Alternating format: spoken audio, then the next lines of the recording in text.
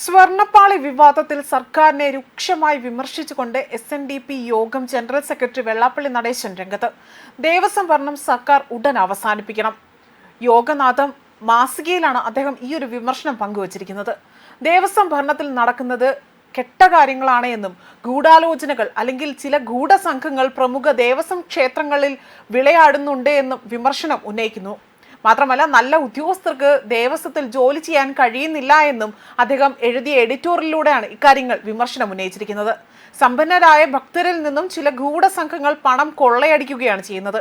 ഇവിടെ സർക്കാരിന്റെ ഭാഗത്തു നിന്നുള്ള തെറ്റുകളെ പറയാതെ തന്നെ പറയുകയാണ് അദ്ദേഹം എന്നതാണ് മറ്റൊരു വിലയിരുത്തലായി പുറത്തു വരുന്നത്.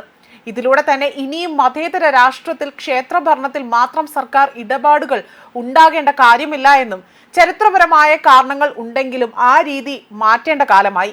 ദേവസ്വം ഭരണത്തിൽ നടക്കുന്നത് നല്ല കാര്യങ്ങളെക്കാൾ കെട്ട കാര്യങ്ങളാണ്. അതുമാത്രമല്ല, കണക്കും ഓഡിറ്റും അതെല്ലാം തന്നെ കോടികൾ വിലമതിക്കുന്ന സ്വർണവും രത്നവും കൈകാര്യം ചെയ്യുന്നതിൽ പോലും സുതാര്യതയില്ല. ദേവസ്വം ബോർഡുകളുടെ സ്വയംഭരണത്തിന്റെ പേരിൽ മാത്രം സർക്കാർ നിശ്ചയിക്കുന്നവരാണ്, അതായത് ഇത്തരത്തിൽ ഭരണകർത്താക്കൾ എന്നും അദ്ദേഹം വ്യക്തമാക്കുന്നു. അവരുടെ രാഷ്ട്രീയം അതിന്റെ കൂടപ്പിറപ്പാണ്. അപ്രധാനവും അതുപോലെ തന്നെ അനാവശ്യവുമായ പദ്ധതികൾ ഹൈക്കോടതിയെ തെറ്റിദ്ധരിച്ചുകൊണ്ട് അനുമതി വാങ്ങി അത് മുന്നിൽ വെച്ച് കോടികളുടെ തട്ടിപ്പുകൾ നടത്തുന്നു. ഭക്തർക്ക് ശാന്തിയും സമാധാനവും നൽകേണ്ട ആരാധനാലയങ്ങളിൽ ഇപ്പോൾ അത് കിട്ടുന്നില്ല എന്നും അദ്ദേഹം വിമർശനം ഉന്നയിച്ചു. അതുപോലെ തന്നെ SNDP യോഗം മുഖമാസികയായ യോഗനാഥം എന്ന മാസികയുടെ എഡിറ്റോറിയലിലാണ് അദ്ദേഹം ഇത്തരത്തിൽ വിമർശനങ്ങൾ ഉന്നയിച്ചിരിക്കുന്നത്.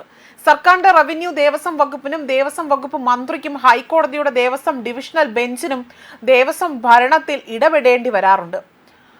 അതുമാത്രമല്ല, അടിച്ചുതള്ളിക്കാര്യം മുതൽ തന്ത്രിയുടെയും മേൽശാന്തിയുടെയും നിയമനം വരെയുള്ള ആയിരക്കണക്കിന് കേസുകളാണ് ഹൈക്കോടതിയുടെ മുന്നിലുള്ളത്. ഹൈക്കോടതി അനുമതി വാങ്ങാതെ തന്നെ പ്രധാനപ്പെട്ട ഒരു കാര്യവും ദേവസ്വം ബോർഡ് ക്ഷേത്രങ്ങളിൽ നടക്കാറില്ല.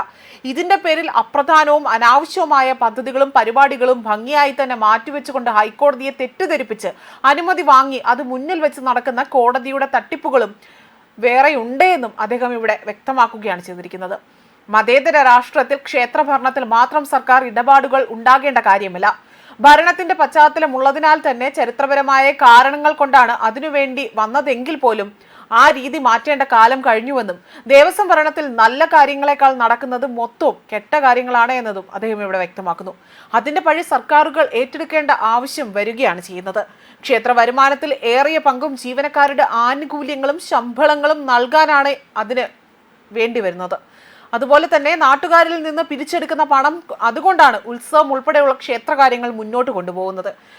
അതുപോലെ കാട്ടിലെ തടി തേവരുടെ ആന എന്ന രീതിയിലെ ദേവസ്വം ഭരണം അവസാനിപ്പിക്കേണ്ട കാലം കഴിഞ്ഞുവെന്നും അദ്ദേഹം ഇവിടെ അടിവരയിട്ട് പറഞ്ഞു.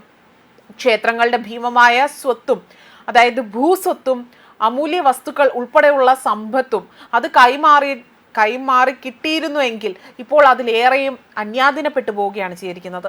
അമൂല്യ വസ്ത്രങ്ങളുടെ, അതായത് അധികമായിട്ടുള്ള അമൂല്യ വസ്ത്രങ്ങളുടെ കൃത്യമായ കണക്കുകളില്ല, ഓഡിറ്റിങ്ങുകളില്ല. കണക്കുകൾ അല്ലെങ്കിൽ കോടികൾ വിലമതിക്കുന്ന സ്വർണവും അമൂല്യ രത്നങ്ങളും കൈകാര്യം ചെയ്യുന്നതിൽ ഒരു സുതാര്യതയുമില്ല. ഭക്തർ സമർപ്പിക്കുന്ന സ്വർണമാകട്ടെ ദേവസ്വത്തിന് കിട്ടിയാലായി, ഇല്ലെങ്കിലില്ല. മാത്രമല്ല, അമൂല്യ വസ്തുക്കളടക്കമാണ് ഇപ്പോൾ കിട്ടാതെ പോകുന്ന രീതി ഉണ്ടാവുന്നത്. ന്യൂസ് ഡെസ്ക് കർമ്മ ന്യൂസ്.